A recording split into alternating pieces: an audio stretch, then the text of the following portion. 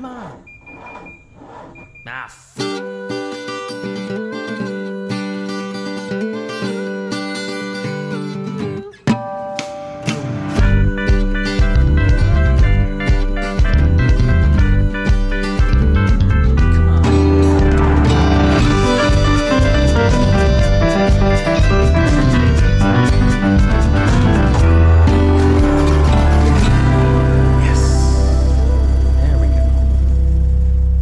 Ladies and gentlemen, gearheads everywhere, welcome to yet another recording of the Check Engine Podcast. It's the only podcast produced by three two-time winners of IMSA's Spirit of the Race Award.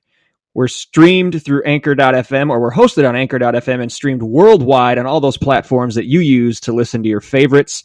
My name is Nick. My two good friends are on the other sides of the mic, Tristan and Andrew. Good to talk to you again. What's going on? Yeah, how's it going, man? Feels like it's been a little while. It's because it has been. It has been. Well, it's not. I mean, we've, gone a week before. Nick, as always, was gallivanting off across the country to more exciting places. Yes, tis the season for that. Yeah, whole state away, right, Nick? Whole state in a whole hour in front of you guys. I came back from the future. That's right. That is how that works. From Eastern time zone. And we Claire and I took a little weekend road trip to visit my cousin Allison and her husband Zach over in Kalamazoo, Michigan. Hello, Zach and Allison. Thanks for your hospitality. And then since we are recording here on a Monday, they had to get up this morning and go right to work. So we left super early. And on the way back, we're like, since we're going through Chicago anyway, let's stop into the Field Museum and poke around there for a few hours. So we had a good museum day today, and then sat down here to chat with you guys. So good little, what was that? 3-day, we'll call it, weekend jaunt. We'll call it, don't you know? Mm-hmm. What about you guys? What's new with you guys? Don't look at me, Tristan. Nothing ever changes with me. You know that. Well, I mean, what do I have to bring to the table? I don't know. Something I'll bring up in the pace laps, and that's about it. Going up north. Do that then. Come on, man. Going up north for the 4th of July. That'll be fun. That's sweet. Andrew, okay. Your lovely bride had a baby shower this weekend, right? Oh, that's a good point. See, a baby shower, and he's looking at me like, "Why are you looking at me?" But okay, he's got news. No, wait, we got a crib, all right, and some baby clothes. Yep, there you go. It's coming soon, though, dudes. It's coming soon. We got like 2 months at the most. At the absolute most, it's 2 months from yesterday, actually. Getting real fast. Ugh. Woof. I mean, I don't even know. What can you do at this point? It's like where is your head at? Like, are you getting anxious? Are you? I mean, I guess a little. The most annoying part, I don't know if I've talked about this here or not, just with people, is that, all right, so adult life stuff, right? You graduate college or whatever, you meet someone, you start dating someone, and then it's like, oh, well, when are you guys going to get engaged? When are you guys going to get married? When are you guys going to buy a house? When are you guys going to have a kid? And then when you get to like month 6-ish of the first pregnancy with your first kid, the 6 months they ask you when you're going to have your second kid, and you're like, what? But then after that, you're like, well, after this one. Yeah. But after that period, you're like, it's real. And you're finally like, oh man, it sure would be great to have some tips. And so when you ask people this, as you're getting into the red zone of your pregnancy, people, all they say, you'll figure it out. And it's like, you motherfuckers, this whole time, it's just like, oh, when are you going to do this? When are you do that? And when you get into the red zone of like what is arguably the most important one, plus whatever your order is, you don't have to get married before the kid or whatever. But inevitably, when you get to the 6-month part of that first pregnancy, people are just going to tell you that you're going to figure it out. And it's like, what was the point of all of this? Why do I tell you people anything about my life? What do you bring to this? I brought you into this because you seemed interested, and now you have nothing to offer me. You'll figure it out. Just imagine if you did that if anyone did that at any part of their job, like just when it's getting important, so you're like, you'll figure it out. Well, I mean, no comment, but was my entire onboarding process. So what are Well. you gonna do? Yeah, that's fair. Andrew, don't come to either of us for any advice on this. Oh, I'm fully aware. That's not. When they bark, take them outside. That is, you know what? I will do that. If you bark, only have Call one, a priest. if you only have one, you don't need to use a full feeder tablet when you go away. You can just use a chunk of it and drop it in. Okay, that's handy. I literally, that was really quite quality. It came all together at the last second. Yeah, Now we've helped. So that's true. Andrew, you're welcome. he's very prepared now. helpful. No need to Also, thank us. We know. And see, just proving your theory, Andrew, we were not the ones hounding you about when these things are going to happen, and we've been the most helpful. That's actually, So, that is there a you very go. good point. But I mean, I guess what I would expect, because then people are like, well, what'd you expect? I don't know. If I talk to people who have 2 or 3 or 4, or however many kids, how about one fucking life hack for changing diapers, you assholes? Well, it's different for every baby. I guess. Actually, that's not true. There was one person who did give me a life hack for when the baby is slightly older. If they're I guess they'll like twist or like arch their back, and it makes it really hard to change their diaper. Get rowdy. Get very light weights, like 2-pounders, and put them over their arms, so they so they can't lift their arms up. That's awesome. If you have a bucking baby. Not being a parent and having no useful information, that could be totally normal. I laugh at it, but maybe that's just what you do. I have no idea. I honestly think it might be part based in reality, right? It might be that they're literally, as long as you keep the thing alive and fed and allow it to survive and flourish, there is like a very wide margin of things that will allow a child to live. So, I mean, you basically choose your thing, right?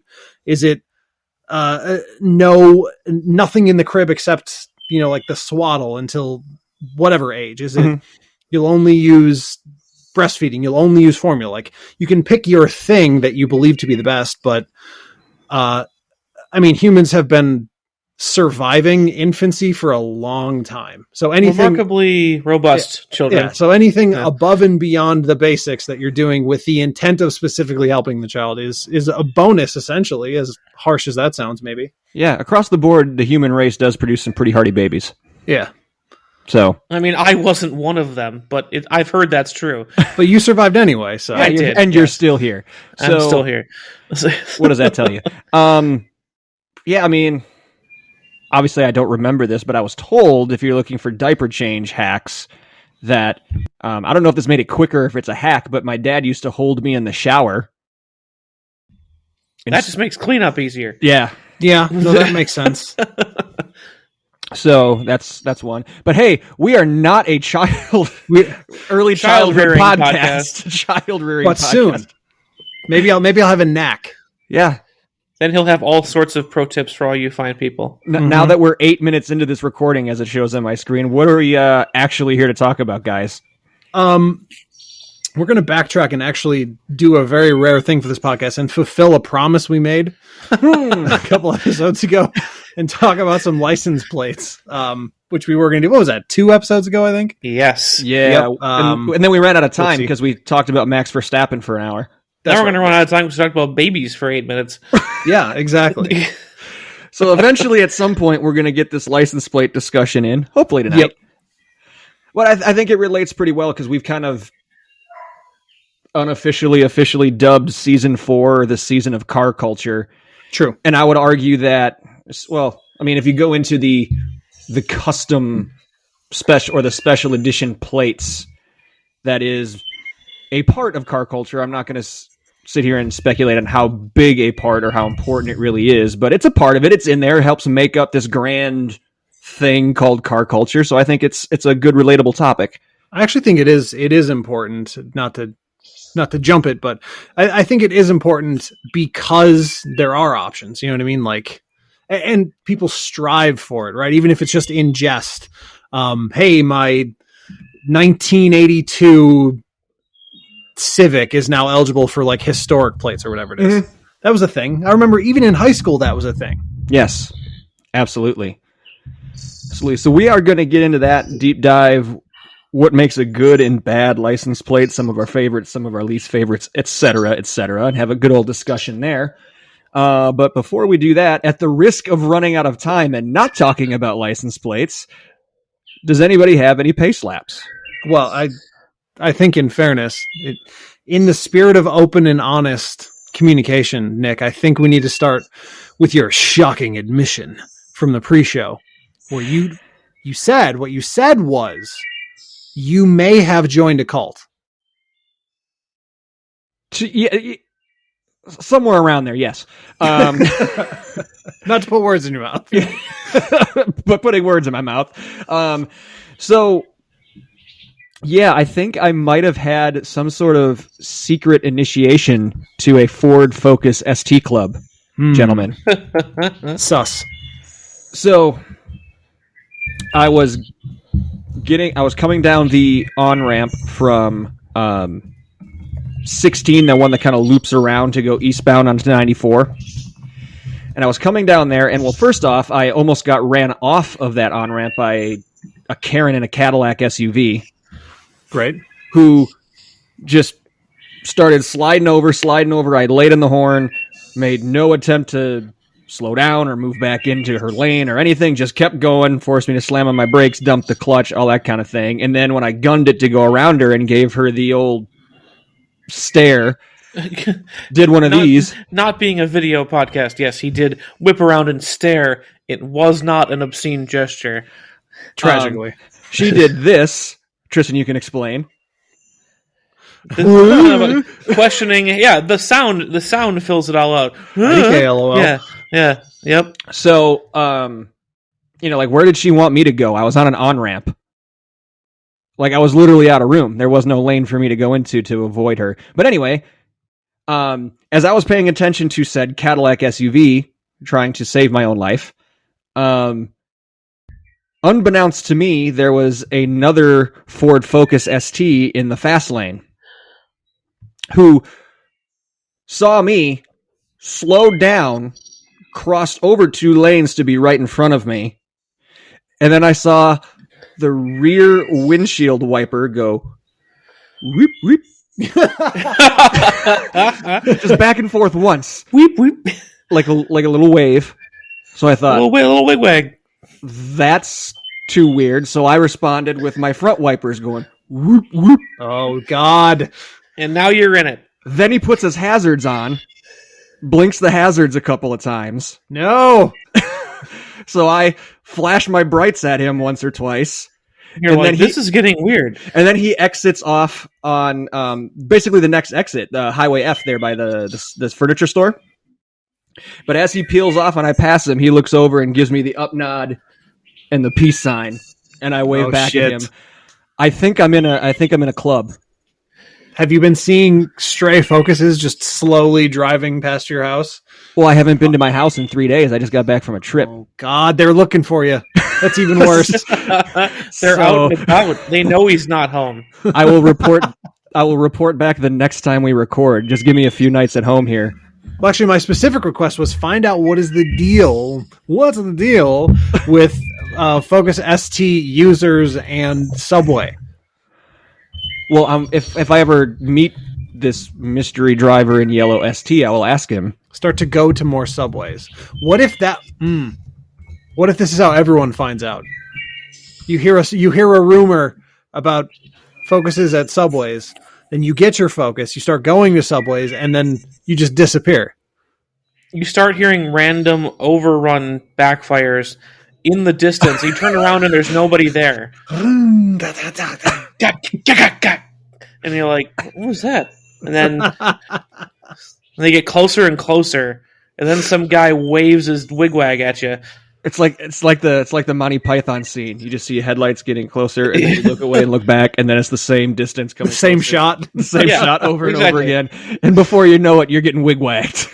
You know, this is not a bad Stephen King book. I just want to point that out. This is not bad. There have been worse ones. Yeah, a cult movie that's based around car culture. That actually wouldn't. That's not a terrible. It's not terrible. It's not a terrible idea. It's not. But you know what is a terrible idea? Segue. What you're going to talk about? Have you guys seen the 2022 Tundra? The new shots of the Tundra? No, I've seen a motley assortment of angles, but I certainly haven't seen the new Tundra because So that can't be it. It just So I guess what happened is, I mean, who can say these days if a leak is really a leak, right? But last week I think it was, there were some leaked spy shots of the new Tundra, the 2022. And so what Toyota said was, you leaks, harumph, harumph. And they just released a press shot of the car from the front quarter, essentially. And it's fucking horrible. This is awful. It looks so bad. yeah, nope. I was a real big fan of the last generation, actually. Me too. And this is not a step in the right direction as a, tactful understatement. This is. Yeah. They're going with the that big mouth Billy Bass grill that so many people seem to be. They got the Chevy grill with the 4Runner headlights. Yeah, so many people seem to be copying that that grill strategy, which is beyond Who did me. that first? Was it Chevy or Ford? I want to say it say was like. Well, wait, wasn't it? It was Lexus with the RCs that had the first real big grill, wasn't it? No, those were like the diamond ones. I mean, so for trucks, what I'm thinking was like, late aughts, maybe like 10, 11, something like that. The Ford F-250 had just like giant slab of grill. And that was the first truck I remember where I was like, what? Whoa. Okay, this is what we're doing now. What is this? And then How much do you really need to be cooling? Why is that space that big? Well, it's just all plastic. I mean, that's, you know what I mean? Like, Yeah, it looks bad.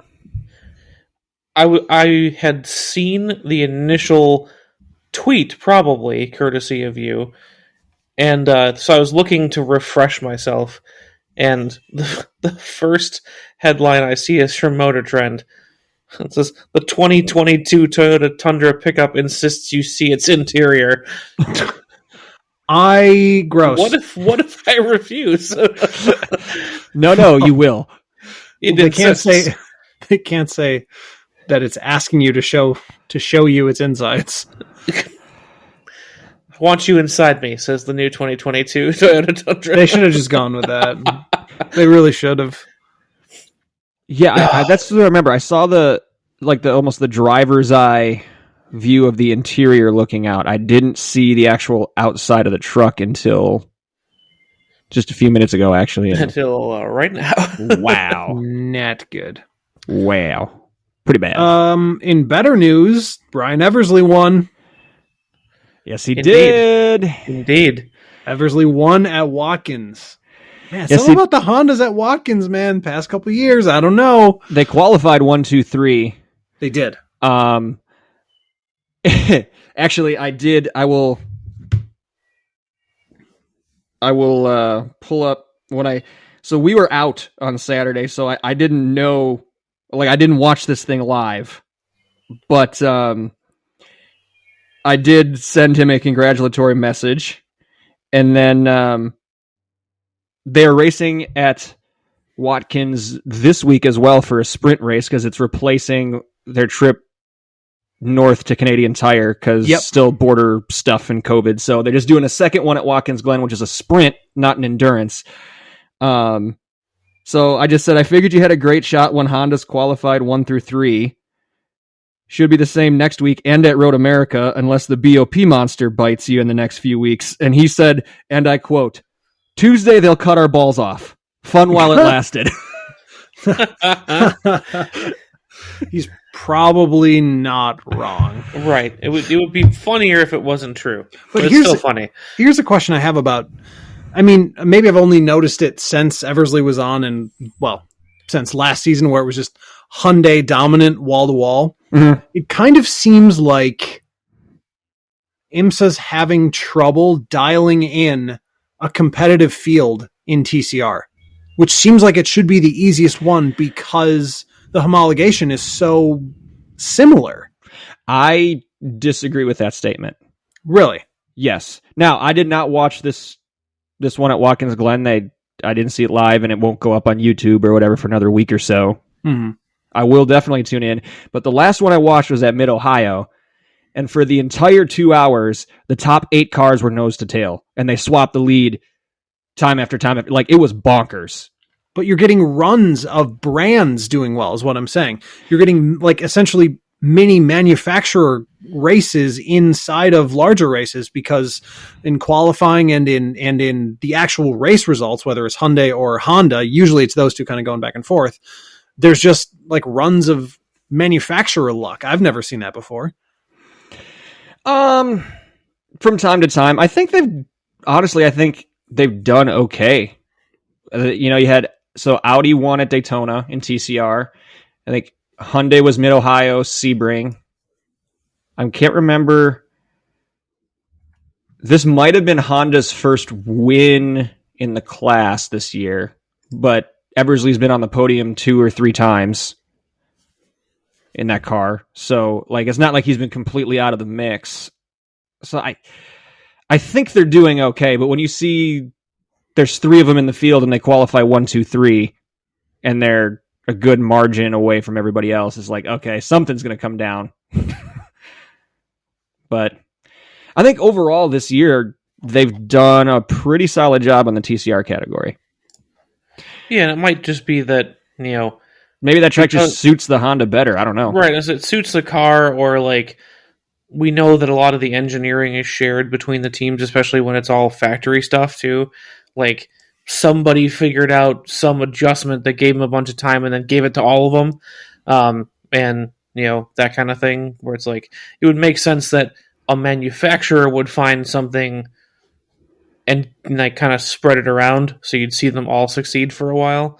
Mm-hmm. Or something. I don't know. But I feel like you also got that in the higher up classes too, some years where it was like, oh yeah, this year, this week, we've had nothing but dominance from one group, and then like BOP tries to cut them the next race, and they're not quite as dominant, but they're still win, so they'll string together 2 in a row, and then they get knocked off because BOP starts to benefit somebody else. Sure. And like it's that middle race where they're kind of in process, where if there's a particularly brilliant engineering move or race strategy or something where despite BOP another team could win, and that's when you start to see like another team wins, but then like spot 2 is a different car, or something like that. It starts to fray a little bit, and I feel like we've seen it before, but I also do think that, yes, like compared to formula races, NASCAR, Indy, whatever, where like it's even tighter, people are going to go on these runs, and it's kind of one of the only things I don't particularly care for in sports car racing is it's not as open as we'd like to think. Like, it's all these different kinds of brands and cars and layouts, and it's like, yeah, but that leads to a bunch of weird streaky racing. So I don't know if that's always a good thing, but I enjoy watching it, so maybe that's all that counts. That is the point. Butts in seats and eyeballs on screens. Butts on eyeballs. Yeah. And episode title. All that. All right, so I've been just scrolling through the results to see if my theory holds any water, and it really doesn't, because what I forgot is that it's a split Hyundai field. So it's actually typically been 2 different Hyundai cars, 2 different Hyundai. I mean, they're based on the real cars, but a Veloster, well, because it's the same engine is what I'm saying. The Veloster and the Elantra. Yeah, the Veloster, a Veloster and an Elantra, essentially take your pick. So I guess it is, yes, Honda, Hyundai for most of the races in the top 3, but they actually are different cars and different teams. So I think they're doing okay. BOP is never going to be perfect, and someone's always going to be bitching about it. So, I mean, it's just like there's not a ton of use in us bitching and moaning about it, but I do think TCR is one of the closer categories that they govern, in my opinion. One other thing to note here is this was Eversley's third co-driver of the year. So he himself, I know he was second in points coming in. I believe the car he was chasing in the points also podium. So I don't know if the win means he overtook them to take the points lead or not. I haven't seen standings, but he's gunning down a championship with essentially a different guy as a co-pilot, all but like one race this year. Like he's had 3 switches in 5 races. So that's pretty crazy to think about. That he can put together performances as consistent, Yeah, especially we've at least I've heard about it from interviews and documentaries and like people talking about it during races on TV, but like especially in 2 driver cars or 2 or more driver cars, it's like the engineering team is just pulling out the hair. It's like, how does this guy want it versus how does this guy want it versus how does this person want it? And like they got to find a balance to appease all 3. And like if you've got the same team all year, they can figure that out in a couple races and be like, okay, we're good to go. And if you're constantly changing a third of that equation between the drivers and the driver and the engineers, I can't imagine that's easy on anyone. Well, and you think about how important the continuity is, right? Look at the successful teams like Corvette. They didn't change their drivers that much. Look at Audi. They didn't change their drivers that much. Even we heard with Aaron Telitz talking about how important it is to have now a second full season, 3rd overall season with Jack Hawksworth as his co-driver, especially coming up through the open wheel ladder together. And like, they like the same thing. Like, so that for Ryan to have 3 different faces that he's switching off with in 5 races this year and to still be able to put together a contending season at this point is pretty awesome. And again, not for nothing, he's been on a pretty damn hot streak since he came on this show. That is true. So I actually looked it up just to prove even further how wrong I was. So Eversley actually is now in a 10-point lead. Yes!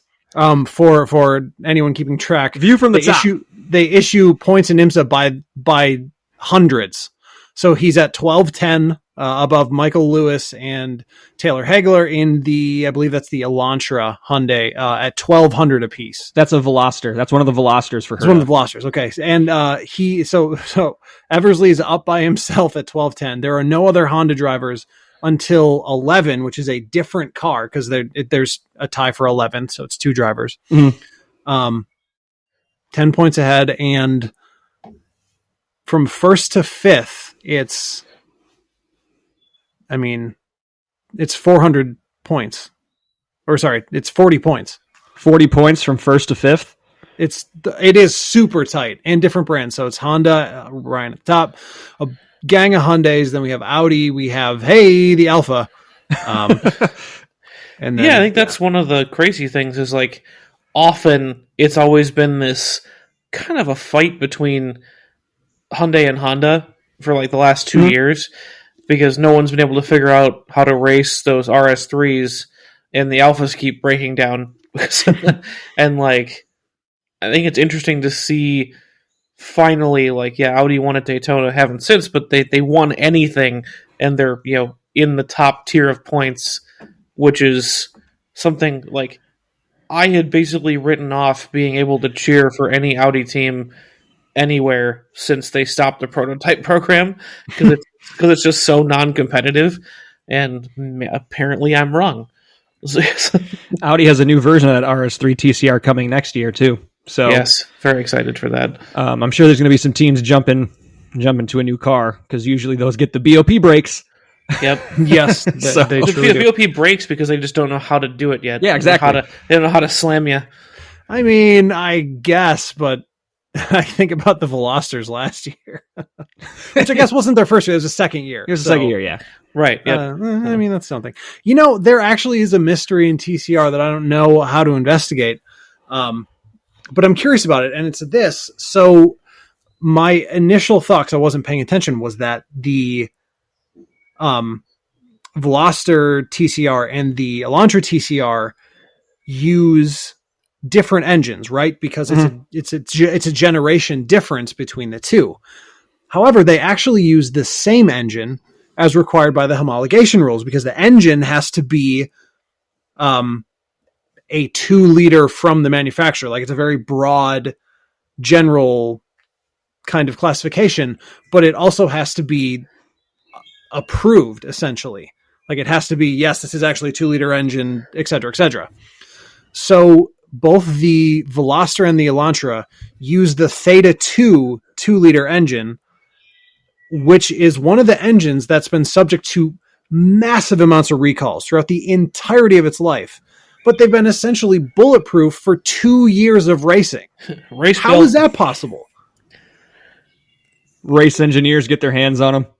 Tear them apart and fix them. Yep. Right away. Yep. I mean, I guess, but so they're like the ones with rebuild them. Like Kia has a ton of problems with specifically the 2-liter. I don't know. It's weird. Is it because a mechanic is literally stripping down the engine like every week? Yeah, probably. I mean, these cars get pulled apart, 2 nuts and bolts between every race for inspection and everything else. So they're also running way more power. It's almost 2.5 times the power, the horsepower and torque from any application that Hyundai's ever used. It's like 350 horsepower, and I think 350 foot-pounds of torque as well. And they're usually like, these are like 120, 140 horsepower engines. Engineers are super smart, man. They can figure it out. I don't know what else to tell you. I want to ask someone about it because it doesn't make sense. Simply because even as this engine has now gone out of production in favor of the SmartStream, which is what I have in my car and is amazing, they're still having recalls, new recalls. Like, it's kind of notoriously unreliable, specifically the Theta 2. It's really weird. We should reach out to Bozy. He might be able to provide some insight on it. But he only worked on the Veloster for one race, I think.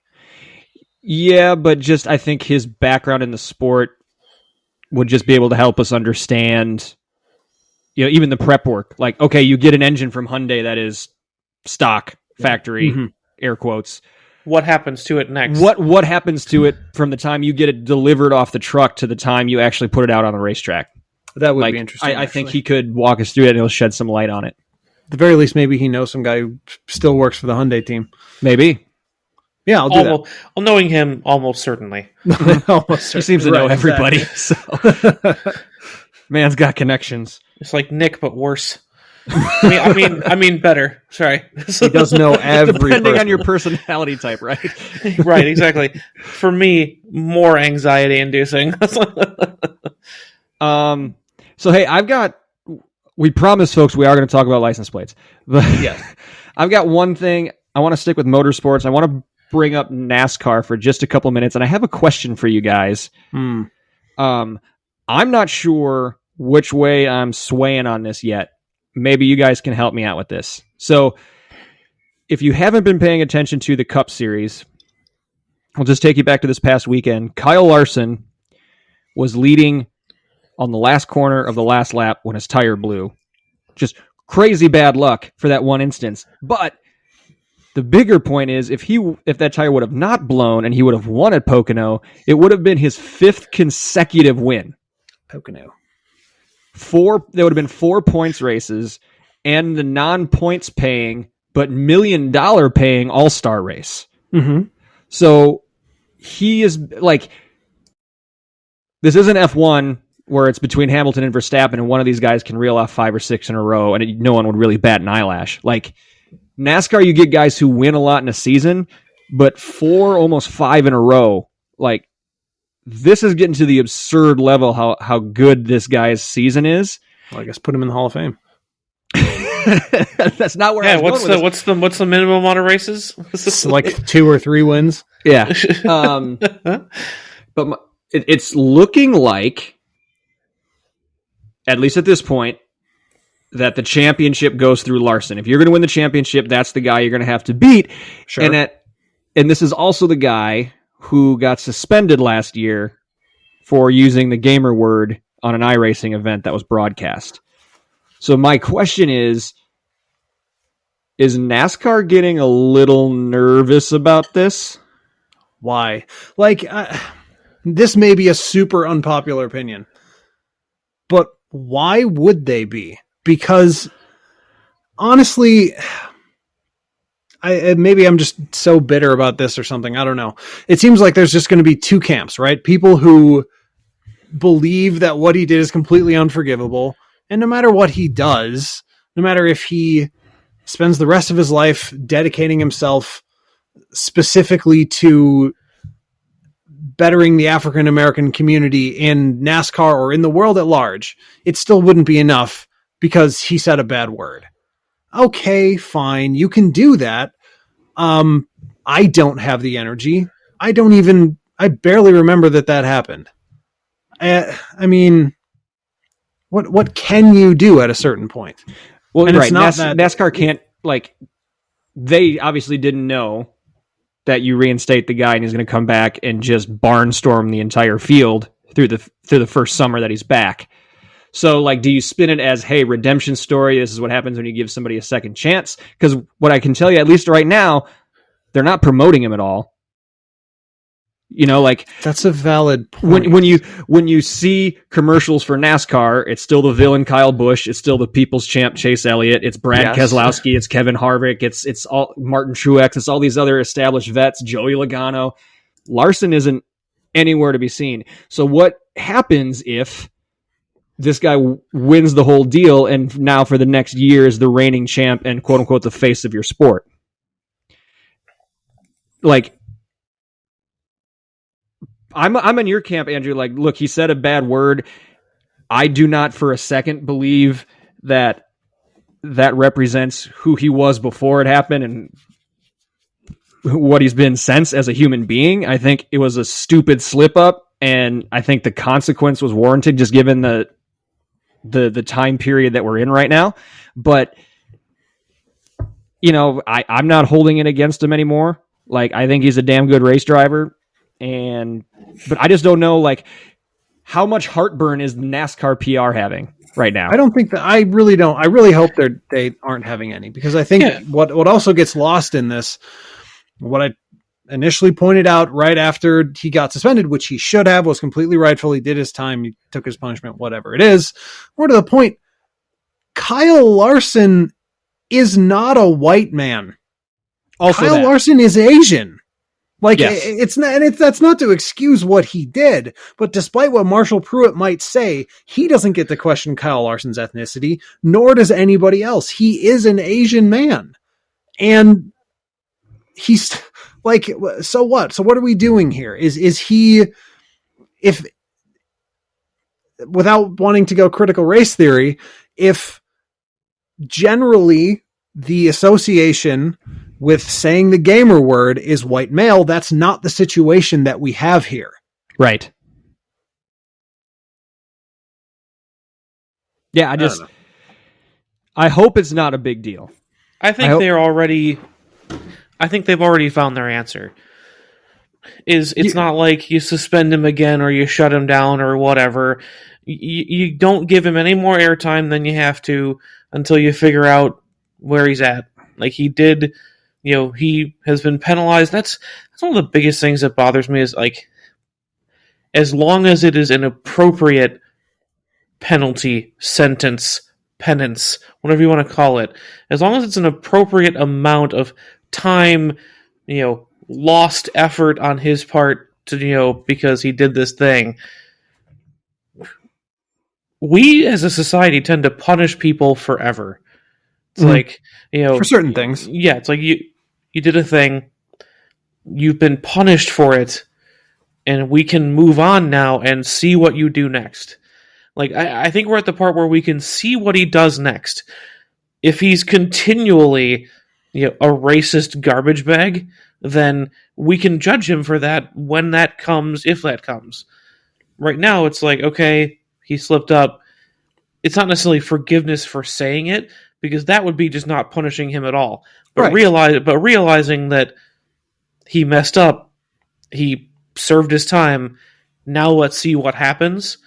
And yeah, until then, maybe don't push him really hard because who knows what he's going to say next right now. Yes, But- exactly. But like, don't shut him down either. If he's going to be great and he's going to be good for a season or two, and he's got himself together, he's socially responsible, then they can start putting some PR push behind him. But like you said, Nick, right now they're falling back on their old standbys, and just I wouldn't have any heartburn at all. I'd be like, yeah, let him do an interview if he wins after the race, and we're not going to push him. Done.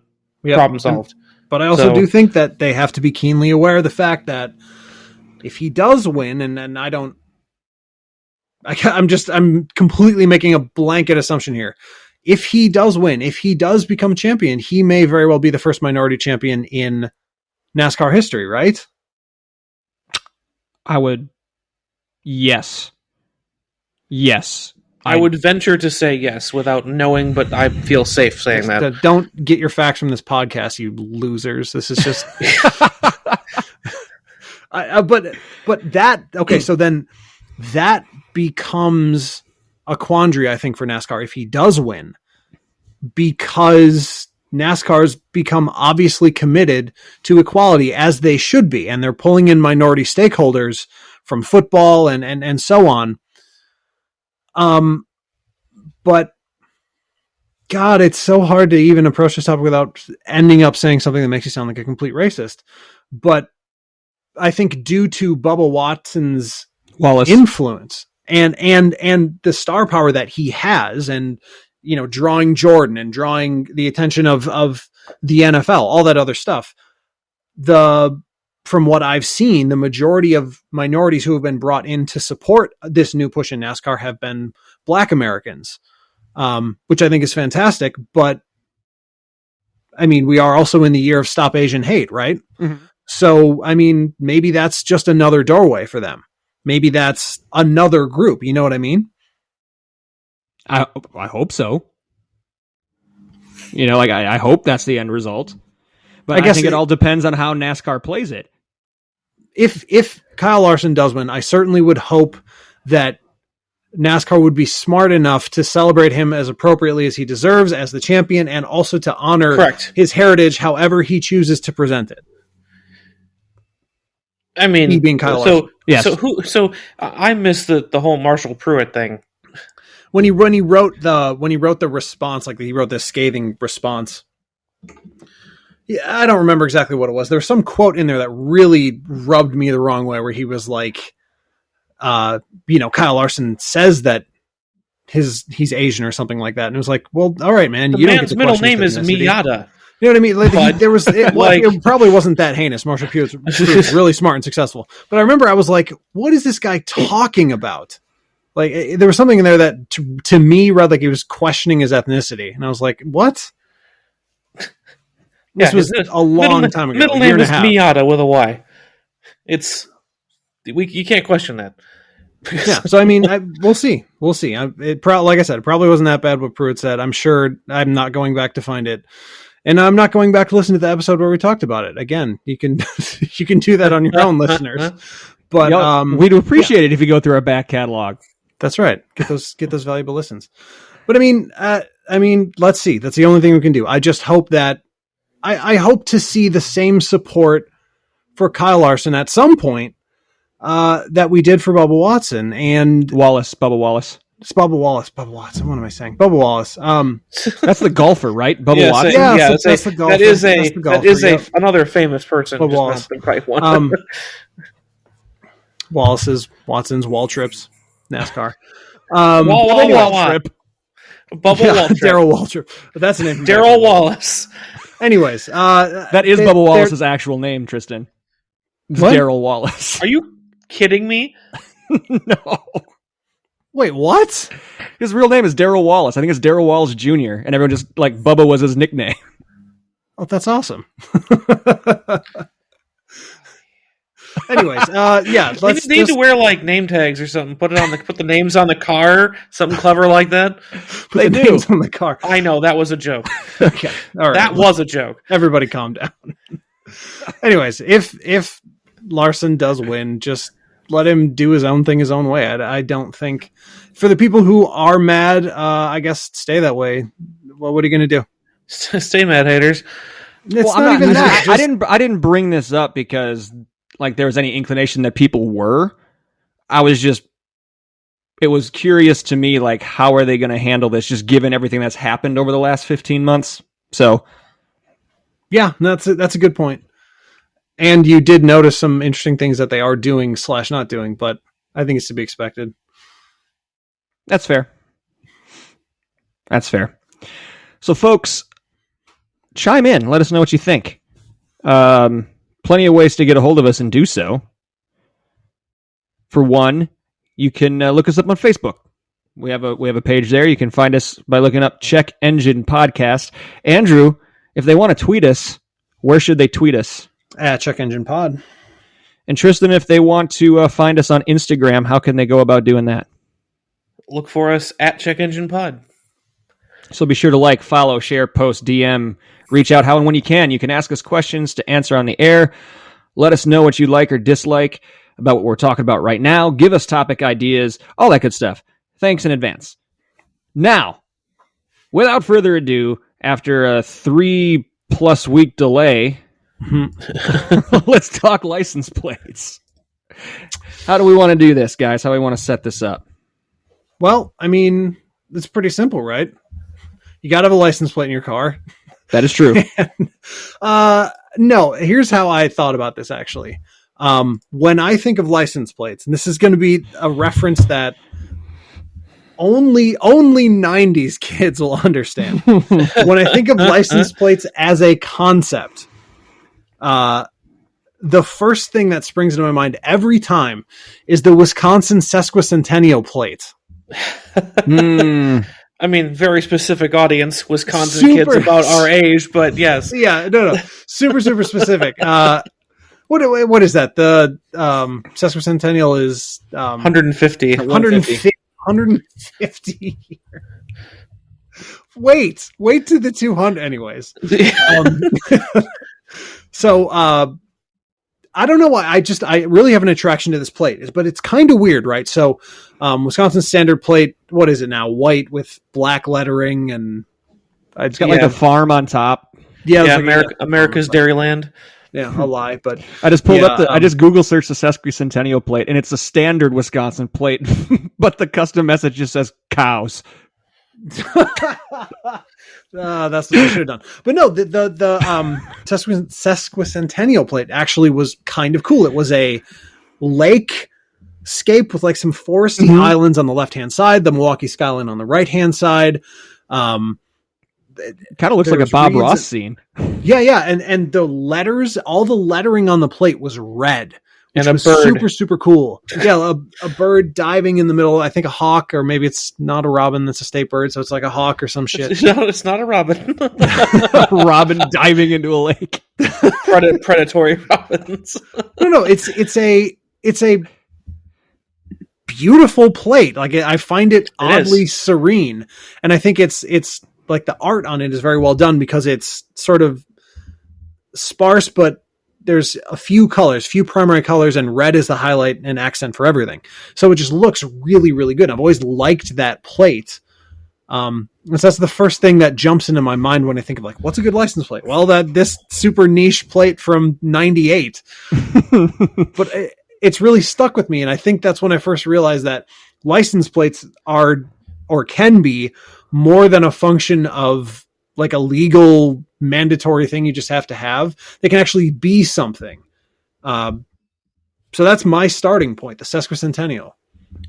For me, the first one, even though I'm from here and obviously I'm very familiar with our license plates, the first one that pops to mind when we talk license plates is actually the California plate with the White and blue letters with California written in the red script. Yes. Because that was entirely ripped off to be what you made your custom plate in all the Cruisin' USA games. It was. Yeah. So like it was everywhere. It was international. You could find those games everywhere, and like that is the plate that like, you know, like in all the 90s movies when like the Russians would talk to Americans and they'd say, like, they'd call us cowboys in the movie. But you know that if they were to assume that all of our license plates looked like something, it would be the California plate. And, like, so to me, that, because that didn't that only come out, like, in the early 90s? I wouldn't know the that. plate you see necessarily. today has been around since 98. So it's late 90s. So Since the state celebrated its, Andrew. No. Sesquicentennial. There it is. All right. I guess Yeah. if you're a state. It's a big thing if you're a state. So that's I've always loved that plate because there's just that little bit of flair with the scripted California at the top. But Mhm. other than that, it's to be Very boring. plain. Or Very to plain. to be boring, it's very readable too. Like, you know, it's artful yet useful at the same time. Is it? I was going to bring this one up too as one of maybe not my favorite, but almost like an honorable mention.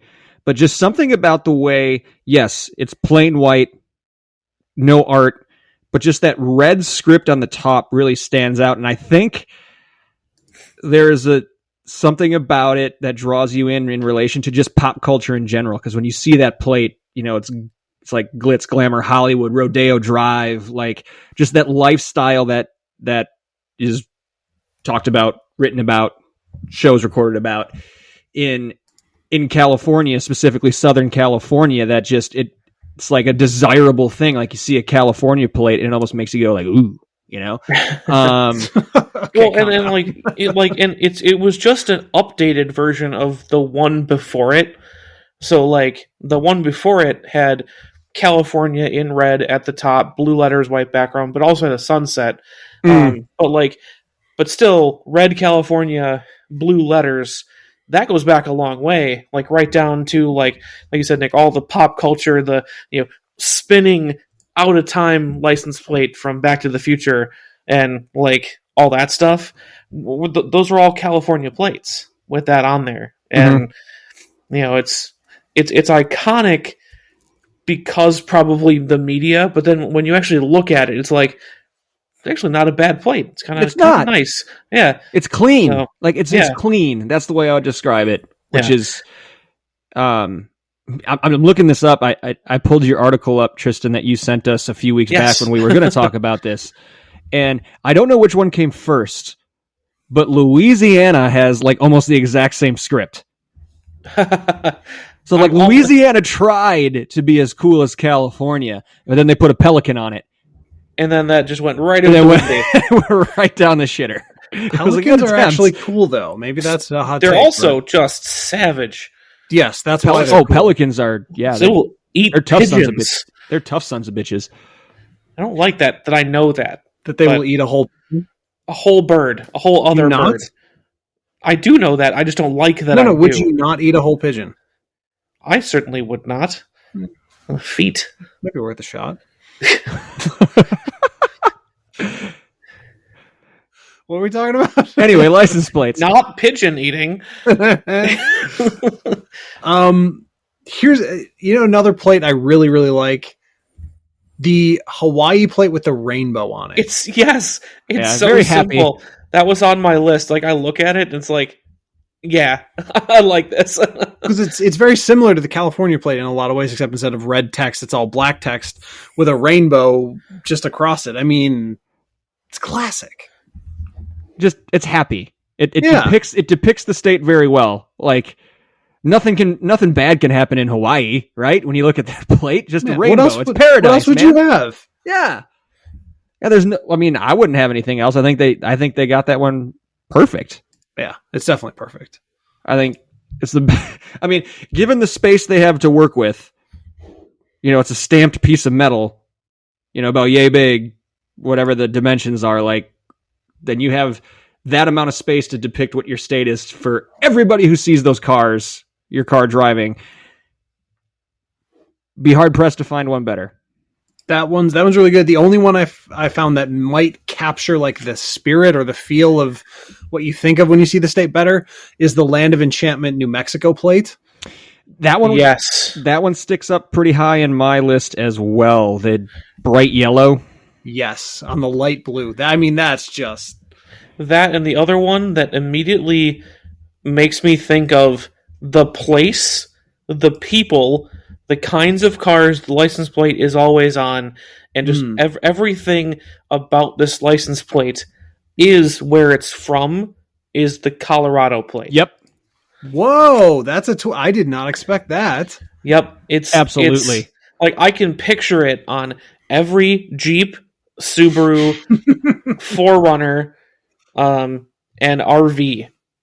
Yep. Okay, Like All right. just like, and you know that it's got some rock dings on it. I thought like- for sure with that lead up, you were going to say not the most current generation, the previous generation Florida plate with the oranges.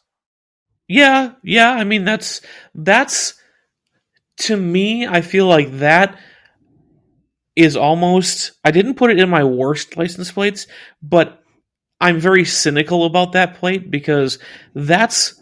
And I know that this is kind of true. Like, of maybe more so of some than others, but like that represents a very small part of Florida that like they want you to know about this place. And like let's not talk about the panhandle. Let's not talk about all those Cuban people down in the southern part of it. Wow. You know, Ouch. let's and this isn't me talking. This is the Florida people talking.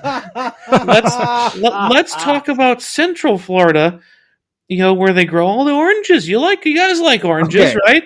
First, Yeah, like first, calm down. Second, this is actually one of my favorite plates for the specific reason that when I see this plate, all I see in my mind's eye is V6 rental Ford Mustang. And where else would you rather convertible? Convertible, of course. You never have to say it. Obviously convertible. I mean, and where else would you rather be when you see this license plate than in a rented convertible in the state of Florida? Absolutely. It does evoke an image. That Of course it does. It's very true. But That's why I yes. like it. It's evocative. You know, Tristan, I had, like you said, Colorado was very high on my list. That was probably, I'm going to say my favorite until I went down a little farther, and I might be a bit biased, but I think Nevada pulls it off better than Colorado does. Because Colorado's is like that forest green with white, but Nevada does it with the really nice orange yellow sunset, like going down over the mountain range. Right. I would not say better. I would say as good. Different mountains. Okay. Like it evokes a different. Like you're looking at, you know, like mountains that you can see rising out of the desert. You know, with you know, like versus the up north in the Rockies where a lot more green, a lot more trees. Like I think it's a similar idea for a different place, but I do agree that it's done really well. That's a fair point. Do you think, you know, if we're talking about, you know, the best representation of a state as a whole, I mean, I guess you can say mountains for Nevada because you don't want it just to be a Las Vegas plate. But what about like I feel like there should be something dedicated to like the Strip in Vegas. Like, is it silhouettes of the different hotels and resorts, like along the bottom or something? So here's what I would do. I would keep the mountains and the sunset above, and put the Strip along the bottom against the mountains in dark relief. Yep, That'd be tight. that's what I'm thinking too. Because you don't want to just do the Strip because then that's just Vegas. Now, there's not a ton else in Nevada, to be fair, but I feel like that's got to be a part of it. But the problem with that is, does it get too busy? How do you put the actual license plate letters and numbers? Because right now it's dark blue on a light blue mountain. Let me tell you about. Hold on, let me find it. Let me you can False find start it. on Find the it. offense. Find it on that page that I sent you. Find the Ohio plate and then complain to me about how busy it is. He's right. The Ohio plate is ass. god awful, man. Like, not again. This That looks like a mural that you would find on like a bathroom wall in a grade school. Now, this is a special edition plate, 2009 through 2013, the beautiful Ohio license plate. Yeah. But, man, There's a lot happening. it's also the second plate on this list that has the right flyer on it. Beautiful Ohio. Come on. That's right. North Carolina and Ohio are in a dispute. Well, North Carolina and Ohio's in a dispute, and then Connecticut's like, yeah, but guys, it was me. So which is Connecticut from deep.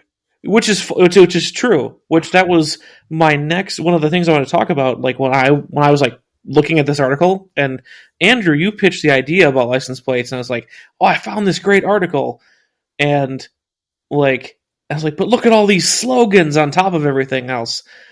The slogan for North Carolina for a long time, turns out, after further research, it was a lie. The Wright brothers' flight at Kitty Hawk was not the first powered flight. It was some German guy in Connecticut. Oh, God. So they have then had to change their plate to be first in something else. It was like... Who, North Carolina you're talking about now? Yep, so it has to be... Wait, is this true? This actually happened? Yeah, so historical evidence revealed in 2013, another contender is Gustav Whitehead, a German-born aviation pioneer from Connecticut. So now North Carolina's plate boasts the state is first in freedom in recognition of two 18th century documents that predate the Declaration of Independence. Rediscovery. Yeah. So I'm reading here. His work remained mostly unknown until a 1935 article, middle. In 1968, Connecticut officially recognized Whitehead as father of Connecticut aviation. The North Carolina General Assembly passed a resolution in 1985 which repudiated the Connecticut statement and gave no credence to the assertion that Whitehead was first to fly. Oh my God, this was a thing. It was a big battle. And Your tax dollars, ladies and gentlemen. And they finally had to concede based on research, so they took it off the plate. No, wait. This is important to me and me only. In 2013, Jane's All the World's Aircraft published an editorial which asserted that Whitehead was the first one. So this is important to me because when I was a kid, I had a copy of Jane's All the World's Aircraft, yep. and it's this super odd book. It's about 8 inches tall and like almost like 2 feet wide. Like it's a super wide book. I have one of those right over there. I read it until the binding broke in 4 places. I paged through that thing every day of my life. Also, when I Jane's was Tanks. a kid. Jane's Tanks. Wow. So this was an actual thing. Yeah. So they had to change their motto, and now it's not as good. But This is still up for debate, actually. Because after that, Jane's corporate owner later issued a disclaimer concerning the editorial, stating that it contained the views of the editor, because there's a claim that the vintage photo showing Whitehead's machine in powered flight was disproved by another researcher. This is happening right now. It was the other researcher from North Carolina. It does not say. Oh my God. That's insane. So that's my kind of like interesting fact for everyone motto. It was quite And interesting. by far That's the good. the funniest motto belongs to Washington, D.C. What's Washington, Isn't it D.C.'s just the plate? nation's capital? It says taxation without representation. Bum, bum, bum, eh. because they pay taxes and don't have voting representation in the legislature. Owned. And that was just a little dig. Just a little dig. Get owned, city state. No one cares about you. If you want to talk about slogans, I feel like Utah's got one that's like Yes. a high level slogan. Like I remember we were talking about, what was it, Boar's Head Meats, like compromise elsewhere. Like Yeah. what a striking slogan that was. We were. How it should be a luxury car slogan and not a lunch meat slogan. We talk about the oddest shit on this podcast. That's Yeah, why people love us, man. I remember that. Well, how about Utah? Life elevated. Yeah. It's Oh, come on. because it's Utah. They have several standard issue plates. The other one is a pun. Is it? Kind of. Just greatest snow on earth. Actually, that's both of them. It's Utah life elevated, and the bottom greatest snow on earth is the skiing plate. Yep. Everyone's favorite, Virginia is for lovers. It's been their saying for a long time. Yeah, never understood that. It's like one of the most hostile places on earth. And some of the license plates that this article has nabbed as like the example plates. It's like a Virginia plate that just says softy. I mean, I can relate. Wire nut. What the hell? Actually, so I actually went to Wikipedia and did some individual state by state research on my own. Yes, I because also did that. I was intrigued by this, and I have found the most underrated plate of all time. Actually, Okay. I'll put it in the Discord. It's an Oklahoma plate from the 80s or late 80s, early 90s. Idaho. And I just think potatoes. Lean into it, guys. But I just think, What else do they got? Since we're talking about slogans, since we're talking about license plates, we need to look at the 1989 Oklahoma is okay license plate. Oh, yes, sir. Oklahoma. Okay. Yep. I right out of the musical. Yes.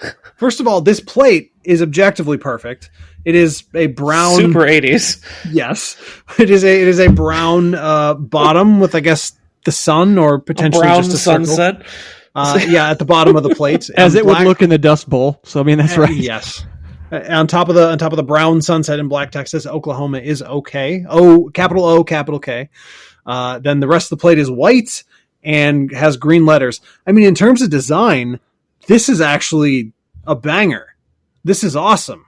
But I like the detail, Andrew, that you put here. The hyphen is actually the outline of the state. that, yes, correct. It is. That is actually quite stylish. That I like that a lot. I not ironically, I do like this license plate. Well, the new one, at least according to this initial article, what does it say on the bottom? I saw them like, ooh, is this kind of a dig? It just says Native America. I don't know about that. Mm.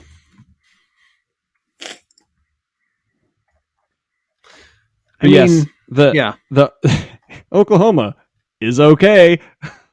I don't see what's so wrong about that. I don't see what's so wrong with your state being okay. I just think my head goes to like one of those 50s like foot powder ads. Like this is the dude thumbs up in the camera. Like, it's okay. Oklahoma is okay. Okay. I like that. I like that satisfaction with where you're at, you know? Okay. I can run with that. Yeah. It's not aspirational necessarily, but sometimes you just got to be okay. So Oklahoma's is okay. We talked about ones that we really like: New Mexico, California, Colorado. Is there any out there that you guys found that you just thought, wow, hot garbage? I just hate everything from Illinois. Just in And also general. the license plates. Yeah, I don't much care for it myself. The A lot of them are boring, and a lot of them just take things and stick them on. Yeah, Like like the like Milwaukee flag. yeah, like Maine, for example, just like takes a salmon and a moose and just like, here you go, sticks them on the license plate. The I just don't there's no artistry there. Mm-mm. um I don't like Indiana's at all. the crossroads of America. But just like where, so I mean, it kind of is, but it's, it is, but because you just drive through it. but the state is kind of like off center. I don't know why. And then it's got it's got a bunch of stars all over the place. Is that supposed to represent the highways or something, like all the different roads that go through it? And then the stars go up into the word Indiana, and it's kind of busy up to, like, I don't know. I particularly do not care at all for the South Dakota plate. It's like the knockoff California plate that they felt they had to put Mount Rushmore on, and then put the slogan "Great Places, Great Faces" on it. Which I really wish they didn't. Yeah, right. Every New I York feel like plate Mount Rushmore needs to be on there. They just got to do away with the red script. Yeah, just make it its own thing. It's yeah, fine. Mount Rushmore needs to be on there. I don't have a problem with that. That at least looks like something. I feel like, I don't know. I guess I'm weirdly okay with that. the Weirdly script. okay with that. Look at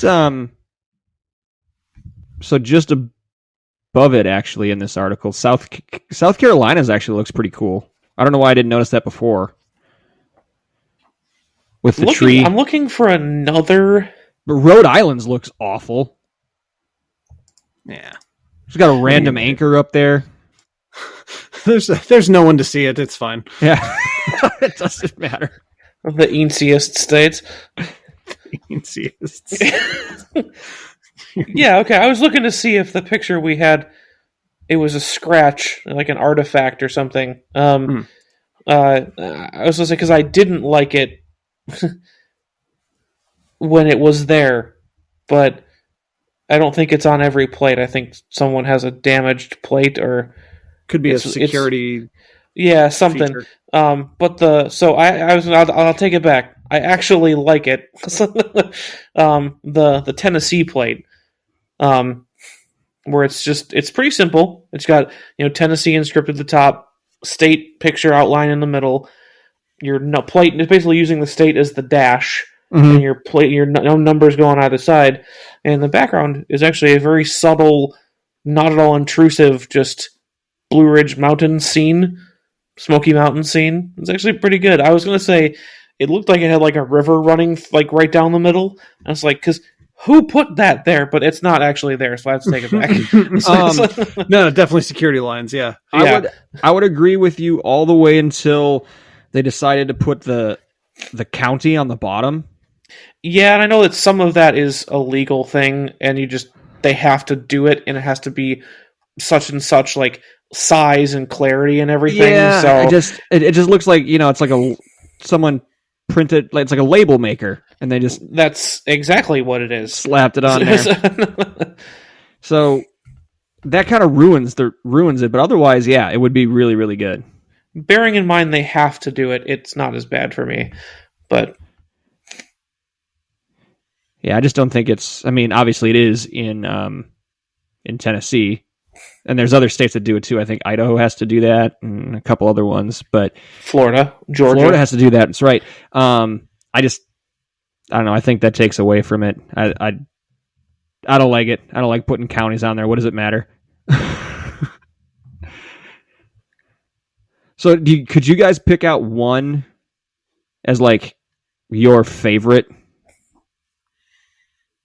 We talked about a lot of them that we like. Like, is there one that really stands out above the rest of them? Yeah, the Sesquicentennial is still my favorite. I know they don't make that plate anymore, but the Wisconsin Sesquicentennial? Yeah, that's just always going to be my favorite. Tristan? trying to say the one that I really like I like looking at. I think it's it's more than just a basic colored plate, but it's not full artwork, but it's kind of indicative of the state. Is actually the I just want to make sure before I sound really stupid. Let me go find it. Yes, the Oregon plate, where it's got Is your favorite? yeah, because it's like I don't know. I like looking at it. There's it's an objective thing. I don't have a lot of reason for it, but it's just pleasant. It's just pleasant to look at. And then kind of a runner up slash, not really sure which one is my actual favorite is the Alaska plate, the blue plate with the yellow numbers, or vice versa, depending on the year. Mm-hmm. And it's, they've got the Last Frontier with their flag in the middle. Just big, bold letters at the top, because to me, that's kind of my retro throwback favorite. Like, a lot of license plates looked like that. And it's nice to have someone who just went simple instead of going for art, and it still looks good. And no, Andrew, not the bear plate. I was not going to say that. I wasn't even going to say like that. Hell you weren't. I wasn't even going to say that. I think mine would have to be the Colorado plate. I think Nevada's a very, very close second. I think Nevada's colors are better, but I think they have to include something with the strip in Vegas to make it complete. I think as it stands today, the Colorado plate is my favorite one.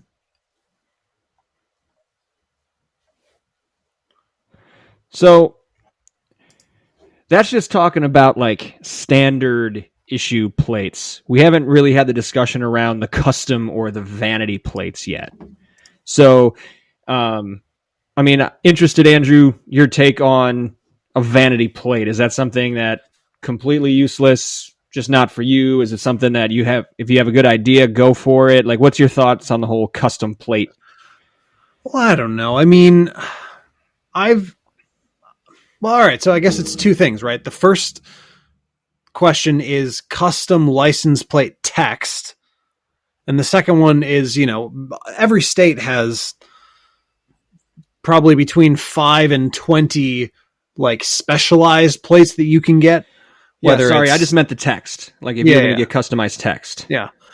I don't know. I just don't think it's for me. Like I've thought about it a lot. I thought about getting a couple different things when I had the Veloster. R-Spec actually was available, which I thought about getting. And probably still is available just because that's kind of a weird thing. But you can't have that now. Although that would be an interesting plate for pretty much any car. But I don't know. I just don't think it's for me.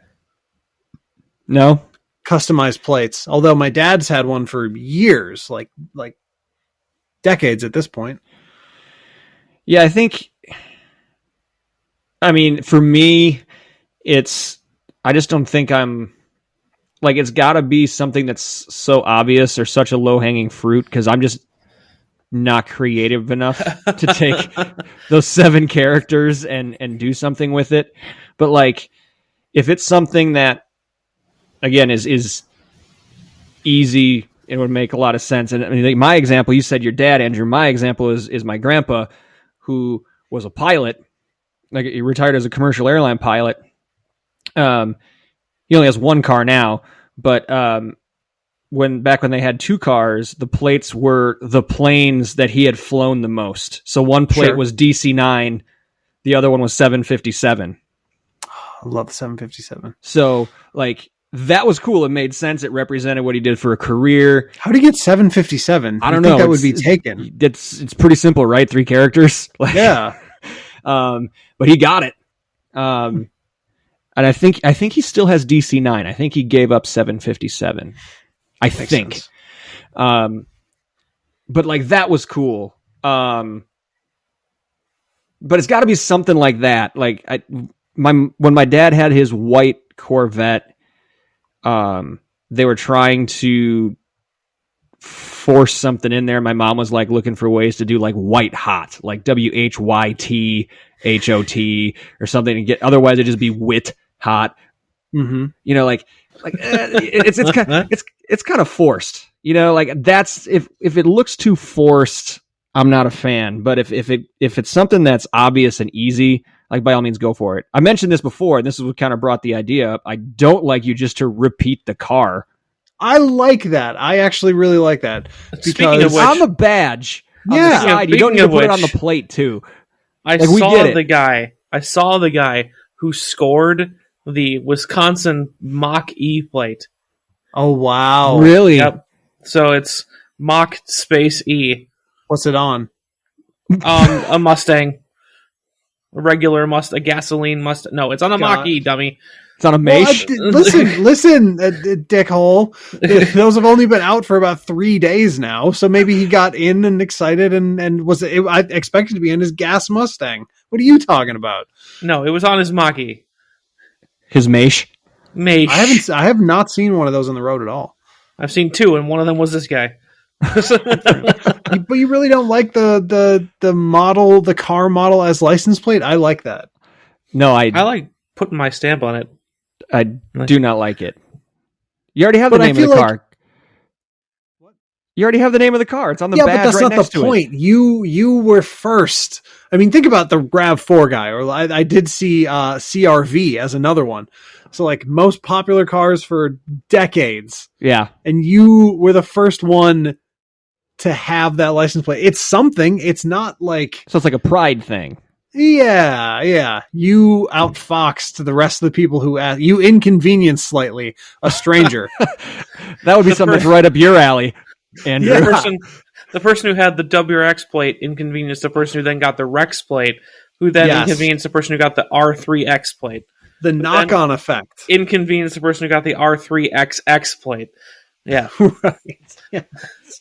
Exactly. That's what it is, right? And So the very because clever UURX plate. Double U. you are.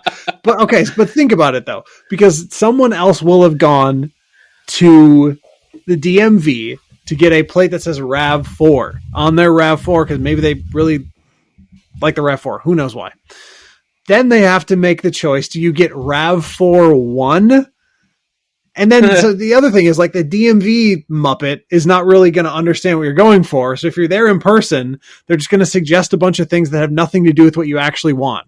You're Right. like, you can have RAD4, and you'd be like, lady, like what?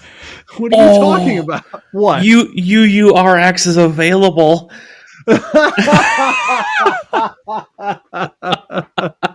Oh no! Just be driving behind. What the hell is Urks? Urks. Oh, that's funny. So, Andrew, so let's just say, like, you now have the Elantra N, correct? Yes, That is your daily? So, correct. or as the license plate will say, Elan Tren. Yes, it would. It would. but so even if you just got Elantra, because that fits, right? That's 7? It Yeah. fits, but it's already taken. Damn it. So, say, like, how happy would you be, just for argument's sake, there's 50,000 people in Wisconsin driving around with an Elantra. The fact that you slightly inconvenienced 50,000 other people. It's kind of funny. However, okay, so here, Elantra is taken. N line is not taken. The license plate N is taken. So, Yeah, I would assume, actually. I wonder what that car is on. It's a Or what red that plate is on. Pontiac. It's on a Pontiac? It's on a red Pontiac. A 2002. Interesting. Okay. See, come on. This is fun. Let's say I guarantee Focus is taken. Well, I don't want to get Focus. Yes, you do. No, I don't. Focus. We want you to. ST. Focus ST is available.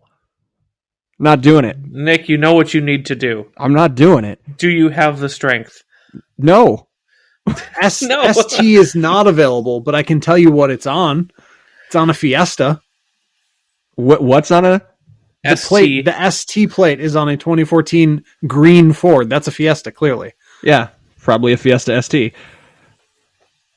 But no, I'm not going to get Focus. Is available too. I'm not going to get Focus or Yes, Focus ST. This is your destiny. It is not. I'm going to and just swap your plates.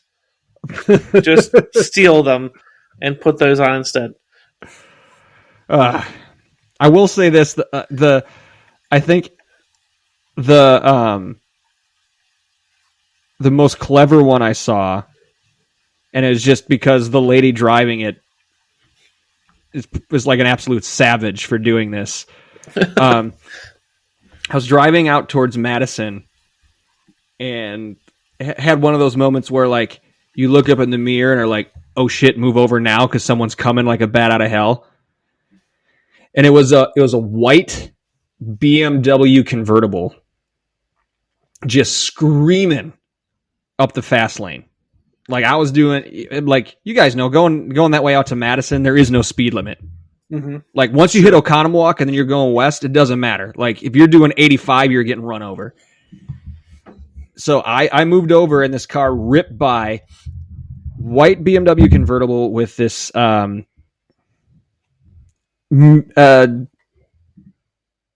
middle-aged, I guess? I don't know. Slightly older, not too old, blonde lady driving it, and the license plate says was his. WASHIS. Whoa! Oh, that's savage. That's awesome. Absolute savage. I loved it. She's cool. I like her. Yeah. So, but no, I will not get Focus ST. I will not. If I can find another cool, clever plate, maybe. But I'm not just going to get the name of my car on my plate. Sorry. I made a mistake. I made a mistake while I was searching.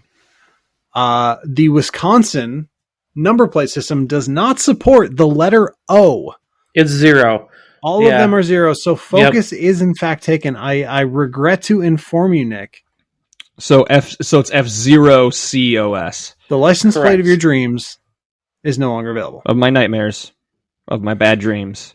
Why do you not want to do this? I just told you. Were you not listening? However, I was not listening. however, F0CUSST is available. Hey, back in the game, baby. No, we are not. We never entered the game. I just don't know why you're so against it. That's the problem that I have. I feel like this is protesting too much. I think you really want this. I don't. Well, see, here's the other problem. This now throws a wrench in the fact that I was searching for all variations of Corvette and none of them responded to anything. Which seemed wrong to me because if you have a Corvette, clearly you're going to have a custom plate that says Corvette on it.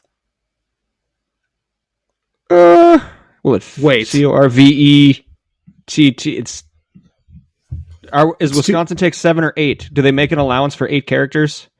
I think we're 7, but C0RVETT is a plate that's in need of an inspection, but it's on a 2011 white Cadillac. What an animal. Ugh. He's probably laughing too at how many people he's inconvenienced. What was that? The Cadillac, was it the XLR? What was that? Yes. Wouldn't that be funny if that was what it was on? I was going to say, what year did they make that? Because that is respect. You respect that, man. Yeah. That's a good troll. That was in the early aughts. It's on a 2011 Cadillac. He probably had the Corvette, got too old, bought the Caddy, didn't feel like changing it. Couldn't let it go. I get it. I get that feeling without wanting to change it. Yeah, that's right. Yeah, you now have the same thing going on. I do. I'm inconveniencing some Star Wars WRX driver, Star Wars fan WRX driver. Yeah, I'm sure they'll buy lots of Funko Pops to compensate. Yeah, they'll get over it. They're okay. I got that license plate, so I didn't have to buy Funko Pops. All right. Okay, so wait, actually, on the topic of Funko Pops, Oh I god. recently discovered that someone I've worked with normally, just day in and day out, has a collection of like hundreds of Funko Pops. And I feel like I have to treat him differently now, but I don't know how because I don't think I can trust him anymore. Like different in a What's his name? good way. It's not a guy. You said him. Trust him anymore. Them. EM. Oh, Apostrophe okay. EM. Got it. Because I also know someone I used to work with. I wondered if you had inherited this person. But because of where you used to work, that is guaranteed. I think that's rude. It's accurate, and you know it, and that's why you're reacting this way. No, But because we she- all thought he was crazy, which... So that maybe we were just atypical as a store. I don't know. She just does not seem like the kind of person who would collect anything, much less Funko Pops. But I guess she also really likes the Avengers movies, and I guess that's what you do when you like Avenger movies. You collect soulless vinyl figures that genuinely terrify me. I think that's... How many does she tells- have? A lot. Okay, so you see those like Reddit pictures Mm-hmm. of people opening their mouths and taking a picture in front of their Funko Pop walls. That many Damn. in the boxes. Damn. Well, of course. Well, yeah, you're not gonna Otherwise, take them out of the box. How would you stack them and then later sell them?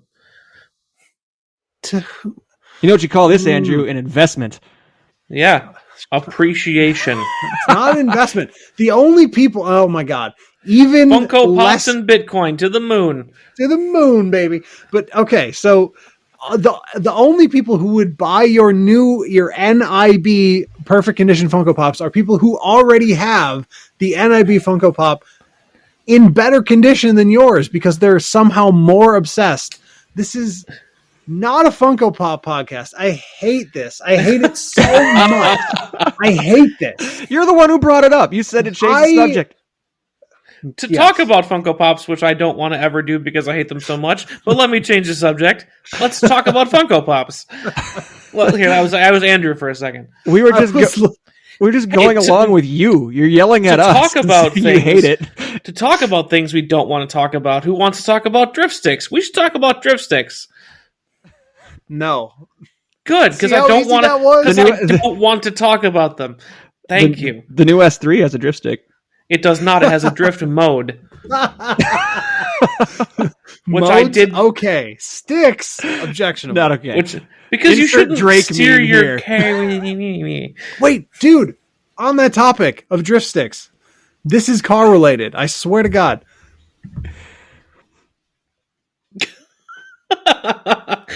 I muted him. So there's a house a couple streets down from where I live that has a rotating collection of all of the cars that Tristan loves the most. Okay. And by that, I mean The Honda Element and the there Stinger with was the drift stick. a white, like completely modded STI for a long time. You know, like custom rims, clearly lowered, ground effects, new body kit, all this shit. That car was there like every day. And whichever one had, at least you had like the lime green brake rotors, whatever that was, Tristan. Yeah, the STI just in general. Was it all the STIs? Okay, so yeah, Yeah. that generation. Then that disappeared, and what appeared in the driveway in its place was a white Golf R. Really? And Logical next step. Well, then that acquired Then an a bunch of RS3, mods. right? Well, no, that acquired a bunch of mods and rims and all this other shit. And then the STI came back for a while, which I was like, okay, super weird. And then replaced it is a old, not old, but the last generation Evo, the Evo 11, 10, whatever that was, 10, I think. Then he switches to pandering to you, but yes, okay. And then so it's the same thing. Then that acquired a bunch of mods, wheels and lower and all that shit. So two things. First, it's a young woman who has or seems to be driving all these cars. A little bit weird. But then they also disappear and reappear somewhat regularly. Sometimes it's the STI, sometimes it's the Golf R, sometimes it's the Evo. And I just don't understand, A, where the rest of the cars are being kept, or B, how this is happening. Or why she has seemingly like 70 grand into all-wheel drive hot hatchbacks. All-wheel, yeah.